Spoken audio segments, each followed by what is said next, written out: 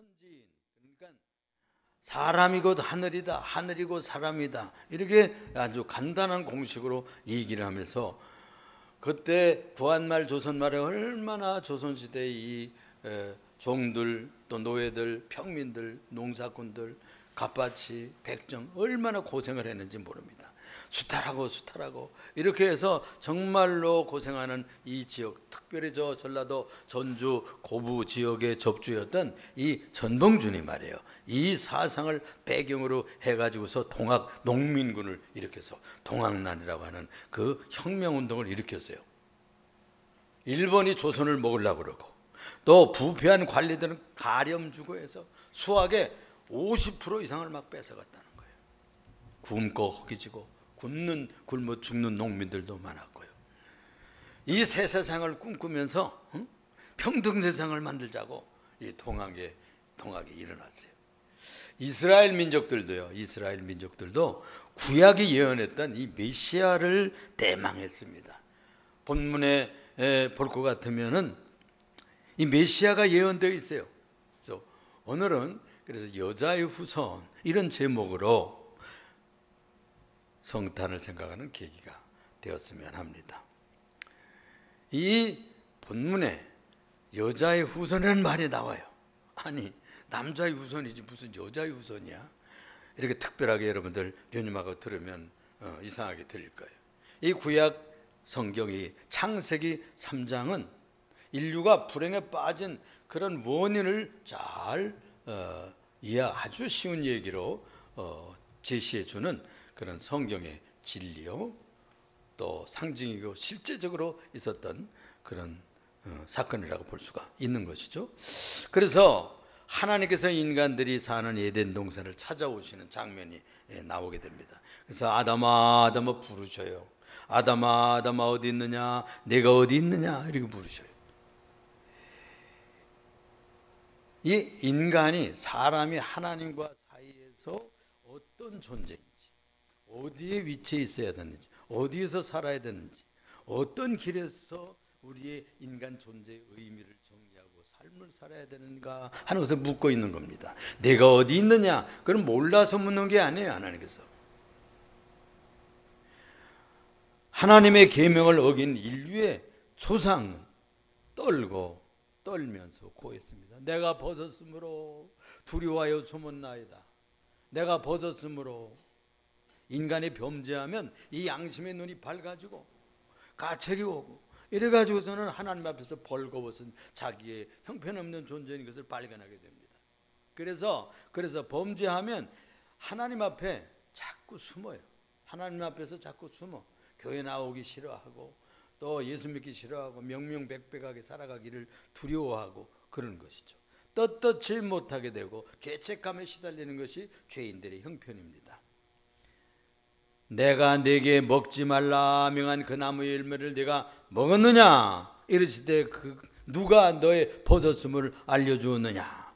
이제 3장 11절에 나오는 말씀이에요. 아담이 핑계를 대고 또 죄를 안 한 데 전가하게 됩니다.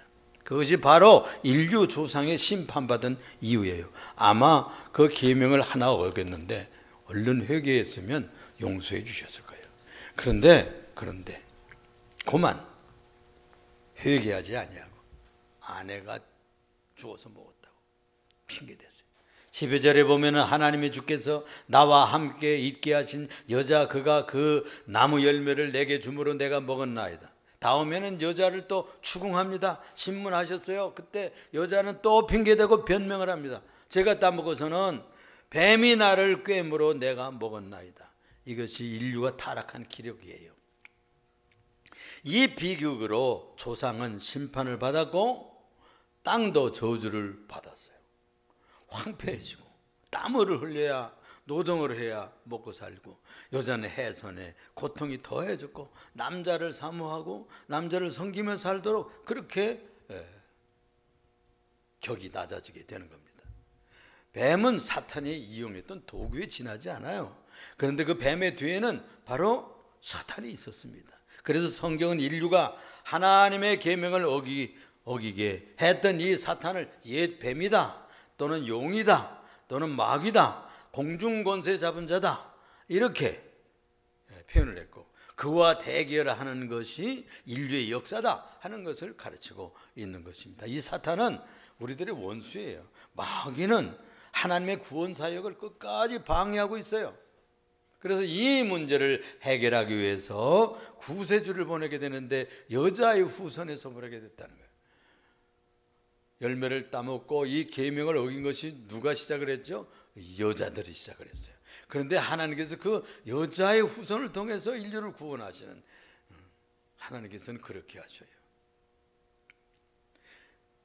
그러나 이 인류의 비극 앞에 반전의 예언을 주시는 것이 오늘 말씀 15절이에요. 그것을 원시복음이라 그래요. 다 같이 원시복음. 15절에 내가 너로 여자와 원수가 되게 하고 네 후손도 여자의 후손과 원수가 되게 하리니 여자의 후손은 네 머리를 상하게 할 것이요 너는 그의 발꿈치를 상하게 할 것이다 라고 예언했어요. 이 말씀은 뱀을 심판하시는 하나님 말씀에서 나옵니다. 이 얘기는 요약하면, 하나는요, 너 뱀은 여자의 원수가 될 것이고 네 후손도 여자의 후손과 원수가 될 거다.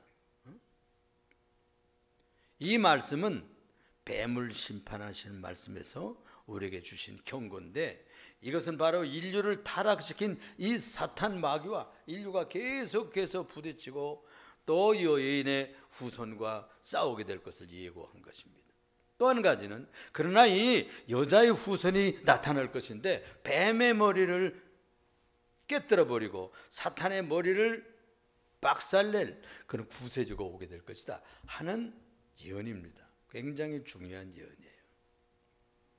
누가 우리 인류를 남자의 후손들이라고 그러지 여자의 후손이라고 그러나요? 여자의 후손이라는 데는 없어요.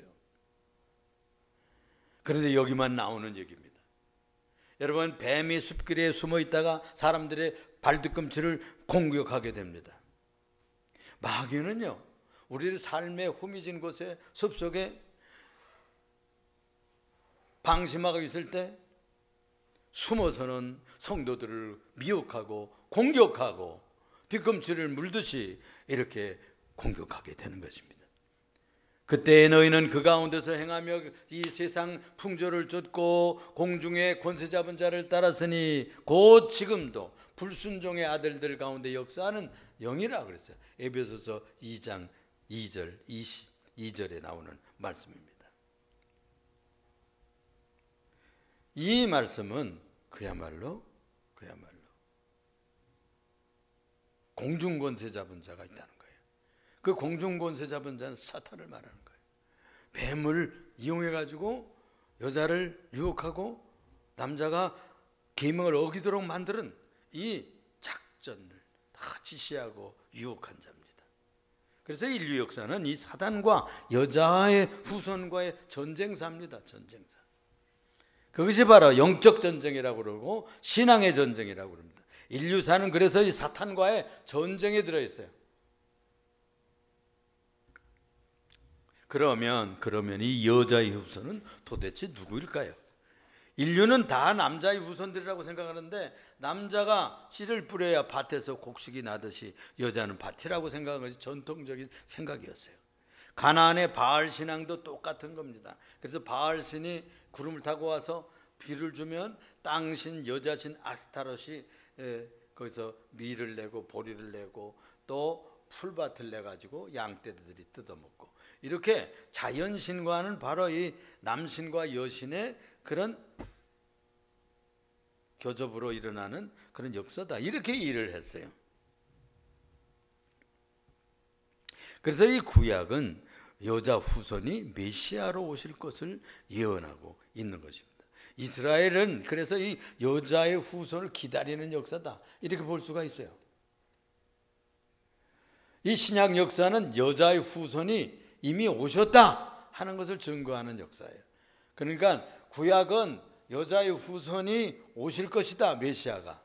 그런데 메시아인 여자의 후손이 이미 오셨다 하는 것을 보고해 주는 것이 신약 성경이라는 것이죠. 그가 누구인지를 더 구체적으로 예언하는 것이 계속해서 나타나고 있습니다. 이사야는 메시아 예언자죠.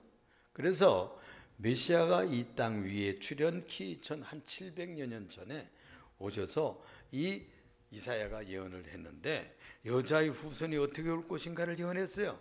그래서 이사야서 7장 14절 우리가 잘 아는 말씀 중에 그러므로 주께서 친히 징조를 너에게 주실 것이요 보라 처녀가 잉태하여 아들을 낳으리니 그 이름을 임마누엘이라 하리라 그랬어요.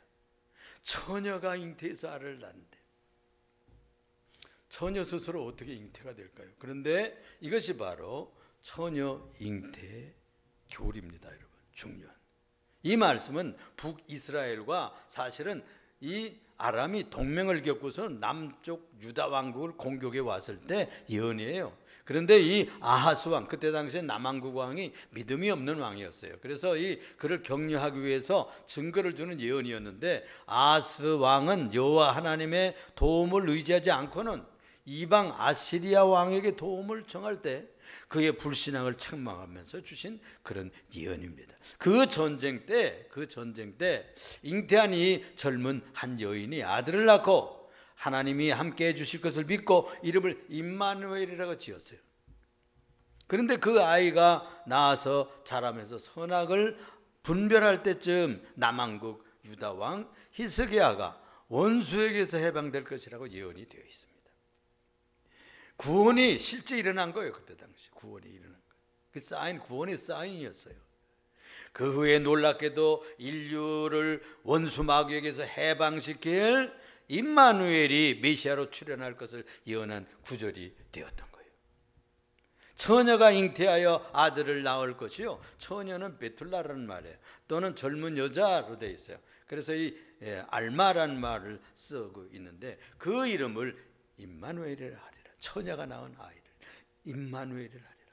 예언하시니 하나님의 아들이 그 처녀 몸 마리아의 몸에서 성육하면서 그가 하나님이 사람과 함께 한다고 하는 체험을 하게 되는 겁니다. 하나님이 사람 몸에 함께 임하시는 그런 체험을 하게 되는 거예요. 그러니까 죄인된 우리 범죄한 인류가 하나님과 함께 살 수가 없었어요. 그런데 처녀 마리아에게서부터 하나님이 오셔서 잉태케 함으로 하나님이 함께 하시는 실제가 일어나게 된 것입니다. 그 구원이 실현되게 된 거예요. 그래서 이 마태복음 1장 23절에 보라 처녀가 잉태하여 아들을 낳을 것이요 그 이름을 임마누엘이라 하리라 하셨으니 이는 번역한즉 하나님이 우리와 함께 계시다 함이라 라고 했습니다.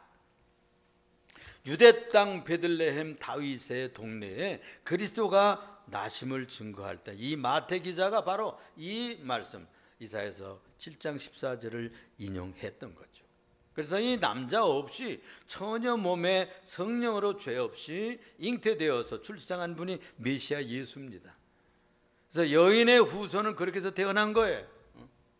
그런데 유럽이나 미국이나 무슨 이런 데 신학자들 목사들 중에도 신자들 중에도 처녀 잉태를 믿지 않는 사람이 많대요. 그건 신화다.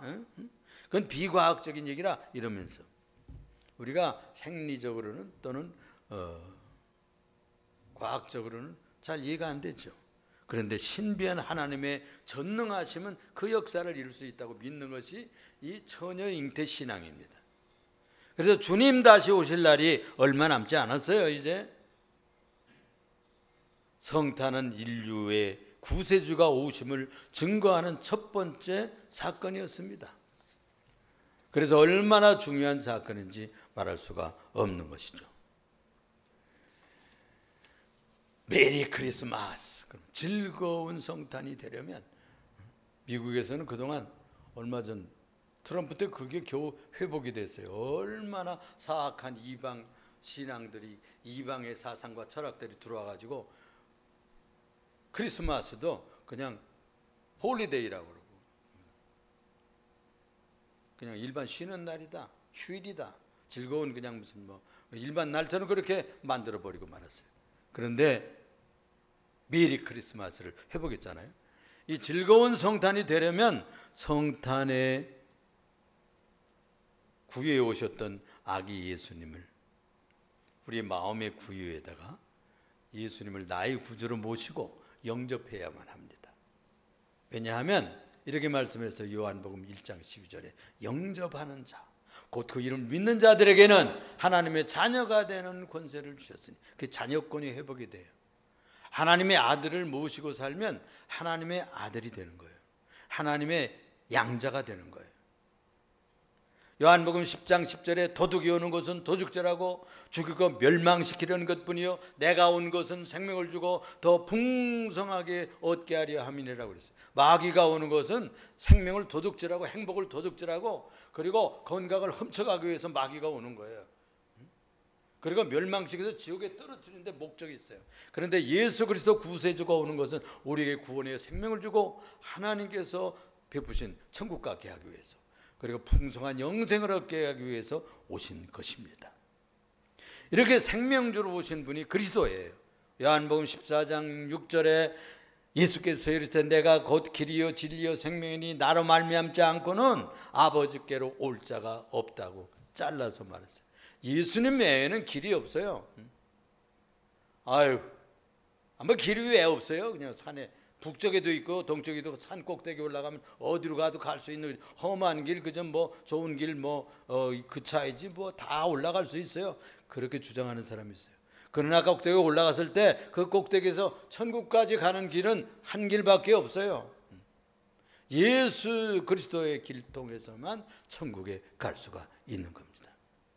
요한복음 5장 24절에 내가 진실로 내게 이르노니 내 말을 듣고 또 나 보내신 이를 믿는 자는 영생을 얻었고 심판에 이르지 아니하나니 사망에서 생명으로 옮겼느니라. 할렐루야.